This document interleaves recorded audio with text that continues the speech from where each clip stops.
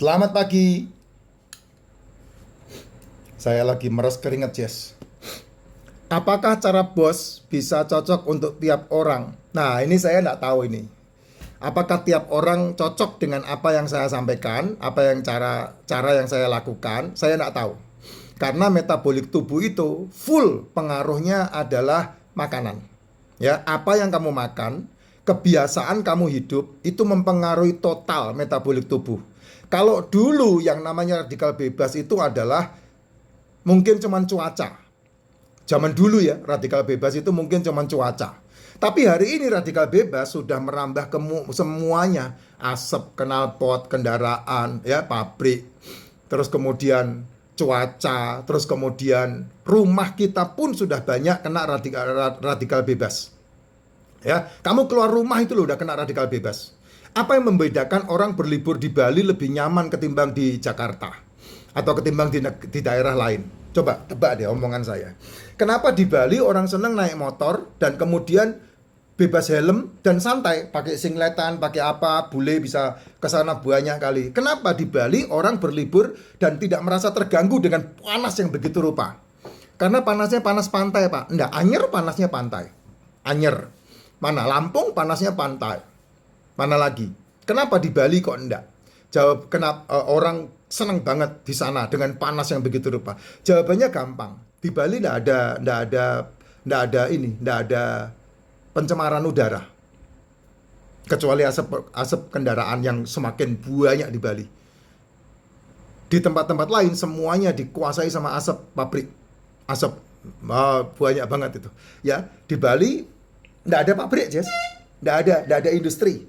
Makanya di Bali orang naik motor nggak pakai helm, wajah nggak hitam. Saya di Bali motor-motoran itu nggak hitam wajah saya. Paling kotor-kotor biasa, debu.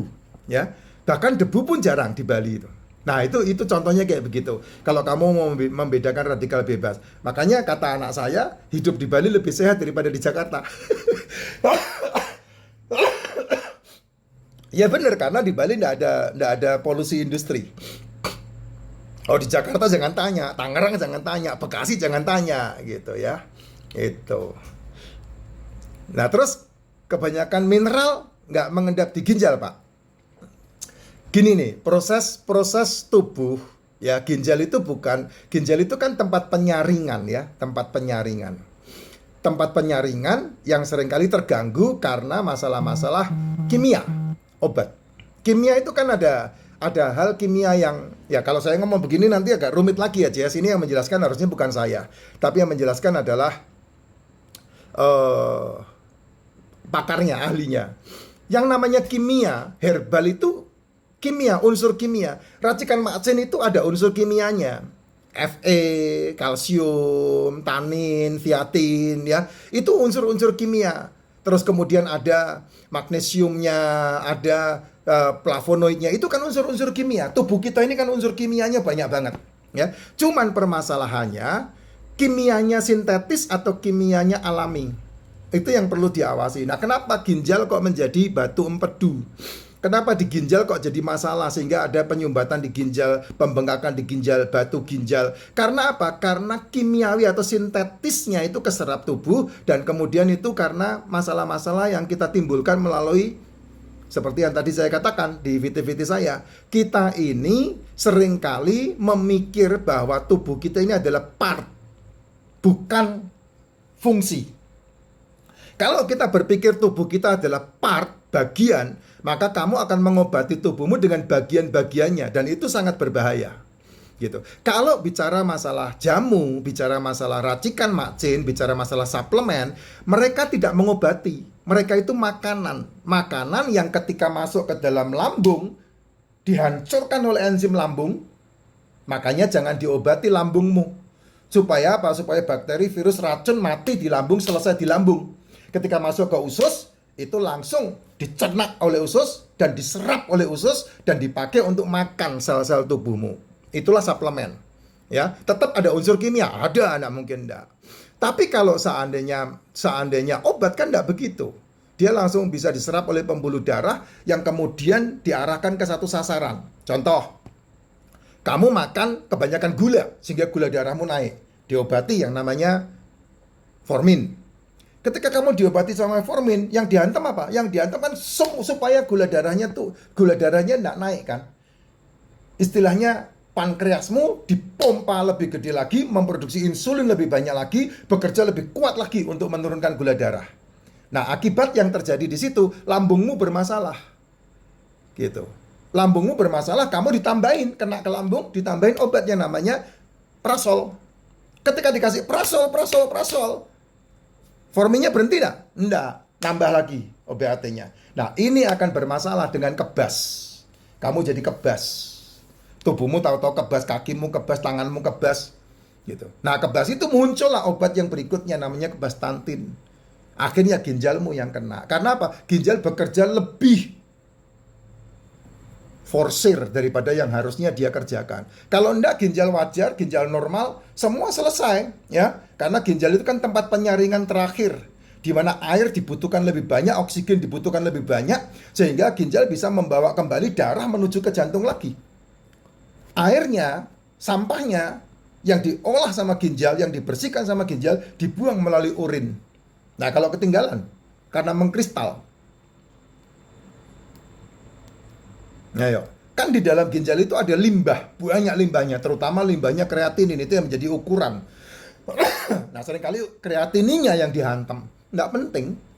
Ya, yang betul adalah kamu memperbaiki pola hidupmu, pola makanmu, pola sehatmu, sehingga tubuh bisa berkoordinasi dengan baik dan tidak berlebihan dan tidak kekurangan. Nah, ini masalahnya yang kamu makan kan selama ini kelebihannya gula, lebihnya di gula. Dipenging nggak mau, dikandani raiso, jajanan nggak bisa dikontrol. Ya sudah, kamu satu hari 24 jam loh. Pertanyaan saya, dari 4 poin yang kamu 5 poin yang kamu makan yang paling banyak apa? Mineral, vitamin. Seperti apa kamu makan? Asam amino, asam lemak, seperti apa kamu makan? Karbonya, seperti apa kamu makan? Kan kamu sering mengabaikan ini dan hanya mementingkan ini. Kok tahu Pak? Enak. Nah, itu jawaban enak, itulah kepentingan ini, bukan kepentingan ini. Gitu. Kalau kamu makan ini pasti nggak enak, enak pasti. Contoh, ikan ditim, telur direbus, pasti kamu bilang enak. Ayo, ikan dipepes, daging dipepes, sama daging di sate, kamu pilih mana? Mesti milih sate. Belum lagi tambahan nasinya 1 piring, gitu. Belum lagi kerupuknya, double-double gulanya, Jess. Double-double gulanya. Itu yang membuat penyumbatannya lah yang lebih besar. Dan kamu selalu menyalahkan kolesterol. Sedangkan kolesterol itu apa-apa. Kolesterol itu dibutuhkan sama tubuh dan sel-sel tubuh. Makanannya otak kita itu kolesterol. 30% dari kolesterol yang diciptakan sama liver. Ya kalau dibilang cocok enggak sama semua orang, ya menurut saya sih cocok. Karena metabolis kita semua orang punya metabolik. Nah, permasalahannya kan penyakit itu yang paling penting kan 3 nih. Penyakit degeneratif di mana sel gagal meregenerasi. Kenapa sel gagal meregenerasi? Karena kamu tidak pernah memberi makan selmu. Gitu. Karena yang kebutuhan selmu kamu tidak asupkan. Kok bisa? Ya selmu tidak makan gula. Gula itu hanya dimakan ketika kamu beraktivitas. Ketika kamu berolahraga. Ketika kamu bekerja. Aktivitas fisikmu itu membutuhkan gula. Dan ini yang kamu berikan berlebih. Sehingga badanmu 3 bulan kemudian naik. 6 bulan kemudian naik. Nah itu bukti bahwa kamu makanannya ini. Gitu. Kalau kamu makanannya ini, telur, ikan, daging, seafood, berat badanmu seimbang kayak saya. Nggak gemuk, nggak kurus. Gitu. Pak, tapi saya mengikuti polanya Pak Jas kok berat badannya tambah kurus. Berarti kamu punya masalah leaky gut. Atau yang disebut sebagai busung lapar. Atau yang disebut sebagai malnutrisi. Perlu dibenahi dulu dengan suplemen. Gitu. Ya, itu makanan yang terbaik lah. Telur, ikan, daging, seafood itu makanan yang terbaik. Ya, untuk semua orang, iya, karena itu bicara masalah metabolik. Kalau manusia punya metabolik berarti kita sama. Nggak urusan kamu darahnya A, B atau C atau D atau E, darahmu apa aja silahkan. Ya, tapi ketika kamu sudah berbicara tentang metabolik, itu bicara masalah sel. Metabolik, sel yang tidak terregenerasi akan membentuk penyakit metabolik karena selnya rusak. Makanya perlu dibenahi secara fungsi, bukan secara part. Apa itu fungsi dan bukan secara part? Pola makan, pola hidup, pola sehat. Itu yang paling enak, ya. Jadi semua orang bisa melakukannya.